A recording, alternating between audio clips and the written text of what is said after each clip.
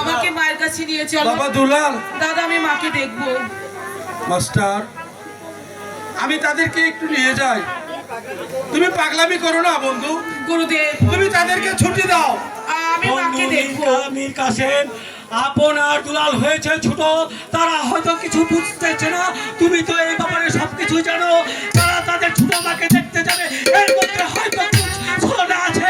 তুমি কি পারবে এই ছলনা জাল ভেদ করতে, তাদেরকে আমার কাছে আবার 3 দিন পর নিয়ে আসতে? গুরুদেব তাহলে তোমার প্রতি আমার ওই করুণ অভিমান আর অভিশাপ, এই অভিশাপের দ্বারাই তুমি জলে পুড়ে আইনার হয়ে যাবে। তবু আমি তাদেরকে দিব না। গুরুদেব আমি মাকে দেখবো। গুরুদেব আমি আপনাকে কথা দিয়ে যাচ্ছি, দুলাল যখন ছোট মাকে দেখতে চেয়েছে, আমি ঠিক 2 দিন পর আমার স্নেহের আনন্দ দুলালকে নিয়ে আমি এই স্কুলে চলে আসবো। গুরুদেব ওরে আপন, ওরে দুলাল, তোরা যখন ছোট মার জন্য এত কাকুতি মিনতি করছিস, তাহলে আমি যে আর তোদেরকে কথা দিতে পারবো না। বন্ধু মীর কাসেম, তুমি আপনার দুলালকে নিয়ে যাচ্ছ ভালো কথা। তুমি বলেছো 3 দিনের মধ্যে তাদেরকে আমার কাছে নিয়ে আসবে।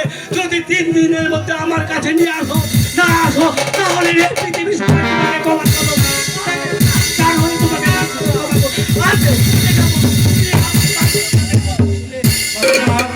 আমি তোমাকে কথা দিচ্ছি মাস্টার, 3 দিন পর আমি আপনার দুলালকে পুনরায় নিয়ে আসবো।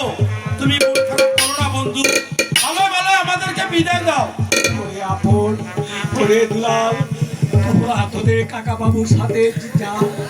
3 দিন পরে আবার আমার এই স্কুলে আসবি। এসে লেখাপড়া শিখে তোরা আদর্শ মানুষ রূপে গড়ে উঠতে হবে। তোদেরকে এই রাজ্যর পার গ্রহণ করতে হবে। গ্রহণ করতে হবে। ওরে আপন, ওরে দুলাল, এই যাওয়ার বেলায় আমি তোদেরকে কিছু দিতে পারলাম না। আমি যে সামান্য একটি শিক্ষা গুরু।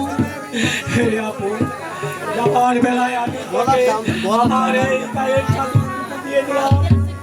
গুরুদেব আপন করে রাখবি, এটা হলো শিক্ষা গুরুর একটা আশীর্বাদ। এই আশীর্বাদকে তোরা কখনো কলঙ্ক করবি না। এই আশীর্বাদের মর্যাদা তোরা সঠিকভাবে রাখবি। ওরে দুলাল, তুই রাগ করে আছিস কেন বাবা? রাগ করবো না। দাদাকে তুমি চাদর দিলে, আমায় তুমি কি দিয়েছো? আপন তো হলো বড়, আমার গায়ের চাদরের সম্মান আপন রাখতে পারবে। আর তোকে দিলাম আমার প্রাণ জ্বালা আশীর্বাদ। তুই যতদিন বেঁচে থাকবি এই আমার আশীর্বাদ নিয়ে তুই এই দুনিয়াতে বসবাস করবি বাবা। ও বিদায় দেন বীর